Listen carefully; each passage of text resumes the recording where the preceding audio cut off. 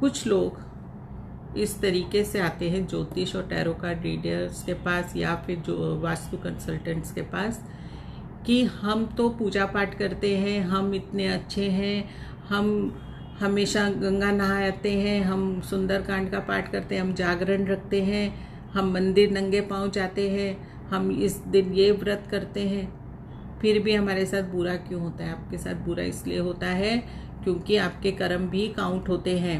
आपने क्या कर्म किए हैं उसके हिसाब से आपको फल मिलता है। अगर आप सोचेंगे कि मैं भगवान को याद कर लूँगा और मैं बेईमानी भी कर लूँ, छल कपट भी कर लूँ, मैं सारे गलत काम कर लूँ तो मेरा कुछ बुरा नहीं होगा, तो ये सोच आपकी गलत है। अगर ऐसा होता तो श्री कृष्ण कभी महाभारत नहीं होने देते। जिनकी मर्जी के बिना एक पत्ता नहीं हिलता है वो भी अपने भांजे की मृत्यु नहीं रोक पाए। अभिमन्यु चक्रव्यूह में फंसे और उनकी मृत्यु हुई तो क्या कृष्ण बचा नहीं सकते थे? बचा, लेकिन उसको अपने कर्म भोगने थे। द्रौपदी जो उनकी सखी थी, क्या चीरहरण से उसे वो अपमानित होने से बचा पाए? नहीं, उसे कुछ टाइम के लिए तो अपमानित होना पड़ा। जैसे ही उन्होंने गोविंद को याद किया तब उन्होंने उनकी मदद की।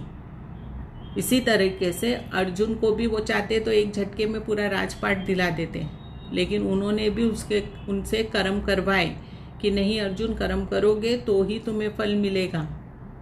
और उसमें भी उन्होंने ये कहा था आपको फल की इच्छा नहीं करनी है, अच्छा बुरा जो भी है आपको मिलेगा। आप सोचेंगे अच्छा अच्छा ही मिले तो वो नहीं होने वाला है, क्योंकि उनका भी तो प्रेम आधा रह गया था कृष्ण जी का। राधा उन्हें मिल नहीं पाई थी। राम जी को वनवास हुआ, क्या वो जानते नहीं थे सीता का हरण होगा? लेकिन सबको अपने इस धरती पे जन्म लिया है तो अपने कर्मों का हिसाब पूरा करना होगा। उसमें आप सोचेंगे कुछ चमत्कार हो मेरे साथ, तो ऐसा नहीं हो सकता है, क्योंकि हम भगवान से ऊंचे नहीं हैं। इस धरती पे अवतारों ने भी भुगता है अपने कर्मों का फल, तो हम तो इंसान हैं।